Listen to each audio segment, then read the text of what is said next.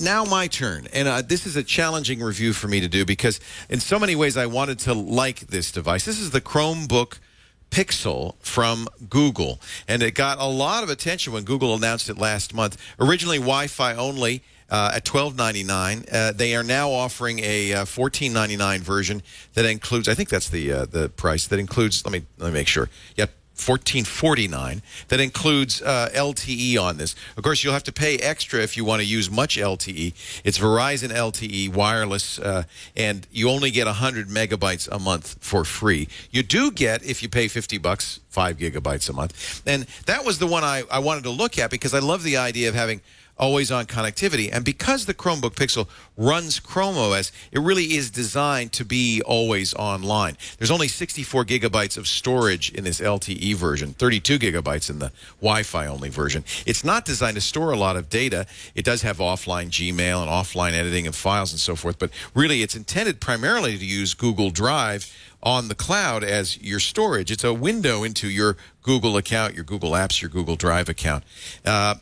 Also, I should point out that it works pretty well in Wi-Fi. So if you are in a Wi-Fi only situation and you don't want to pay the extra amount for the LTE, you can use it that way. And because it has some offline features, yeah, you could use it to perhaps go through your email on an airplane. But really, it's designed to be always online. Google made a big point about given the price, how well made this is. And of course, it's a unibody aluminum construction, very nice metal, very little torque in it, very solid. And particularly they were proud of this display, which is very high resolution. Touch too, which is kind of neat. So it's a little odd. You might notice if you're looking at it on video, it's a 3:2 aspect ratio, which is pretty unusual these days. Google says it's better that way for web pages. I think it has to do more with the limited hardware capabilities of the machine. I'll talk about it in a little bit.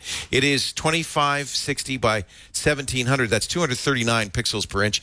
A few more pixels per inch than a MacBook Retina, but it is a slightly smaller screen than the MacBook Retina. This one has an i5 in it. Well, actually, they all do. You don't have any choice. Google really doesn't give you a lot of different SKUs.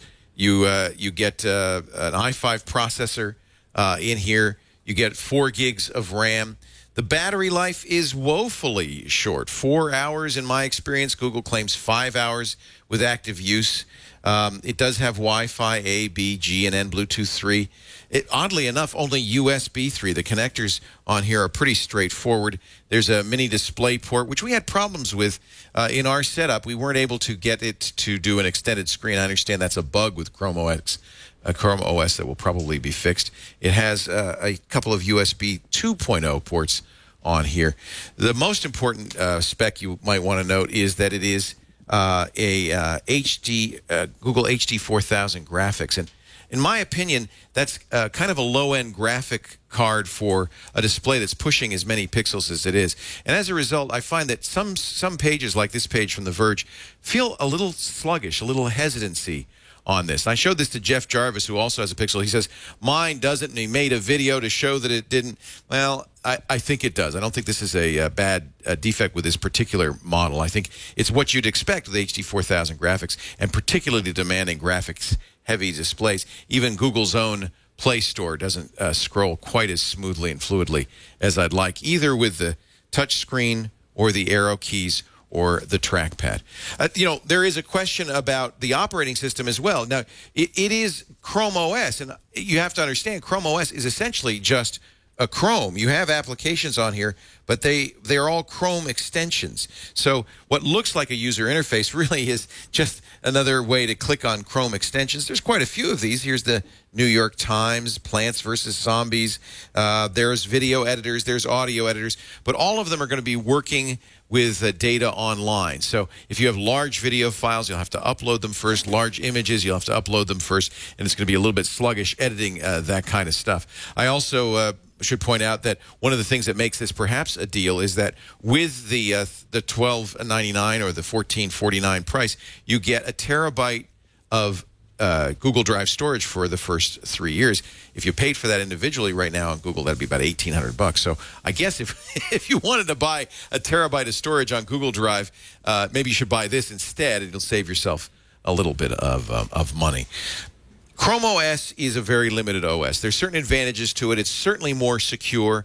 I find that the people who really like Chrome OS tend to be IT administrators, school administrators, people who want to give computers to employees or students, but want them to be locked down so that they're secure and so that people can't be, playing video games on here. Maybe you're one of those people. Maybe you feel like you need to have limitations on your computer. If that's the case, Chrome OS may be great for you. And there are certainly plenty of people who say, oh, I love Chrome OS. It's all I want a computer to be. My question is, should you pay what is a fairly steep price for a computer and not get a full computer? There are Chrome OS devices for $200, $250 that are pretty good. They're not this beautiful hardware. And what Google says is, well, we wanted to show you that Chrome OS can run on beautiful systems too. The people who use Chrome OS can also have very nicely made systems. I'd agree with them. This is a very nicely made system. You've done a nice job, Google. I just feel like that's an awful lot of money to pay. You can get a very credible laptop computer running a full operating system for about the same price. So I'm not sure exactly why somebody should sign up to get less for more. It doesn't quite make a lot of sense to me. If all you want is Chrome, I guess you could use Chrome. People say, well, it's, a full operating system is too complicated for me. All right, that's fine if you want that. What I do think Google should do, and maybe they will, is make a laptop that's not $1,449, that's not $250, maybe a $600 Chromebook that is a little bit nicer to use than the netbook quality, cheap Chromebooks, but not quite as expensive as the Chromebook Pixel. On the Pro side, gorgeous screen. You can't deny it. Very high resolution. It has a decent keyboard, not great.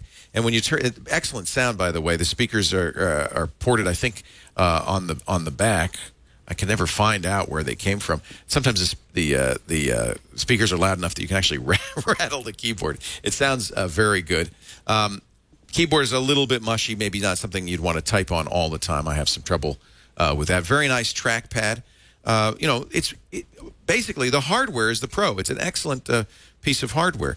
The con, I find that the graphics card in here, the motherboard graphics from Intel, the HD 4000, probably is not enough to push all the pixels that this screen is offering. So sometimes it can be a little sluggish to use the screen, not as responsive as I'd perhaps like it, not as responsive as, in fact, touch screens on other computers. The biggest con, though, is the price. You're not getting a whole lot for $1,449. You're not getting a full operating system. Maybe that's something you'd want. I just can't recommend this for most people. There will be some people for whom the Pixel is the perfect computer. Jeff Jarvis loves it because all he wants is a Chromebook capabilities. But he's also had to hack it quite a bit, put Linux on it and so forth to make it do some of the things he wants. And it seems to me if what you really want is a Linux box, you can get one for a lot less money. Low on storage, weak graphics card, beautiful display, decent keyboard, excellent trackpad, very good sound, an operating system that is intentionally quite limited. It's hard to recommend the Google Chromebook Pixel. I went back and forth on whether it's a buy or not buy or a try. I'm going to have to say don't buy, and I'll tell you why. I had one on order until I played with this for a few days, and then I had to cancel the order. I thought, this is way too much money to pay for way too little computer. I do not buy. Sorry. Hey, thanks for joining us.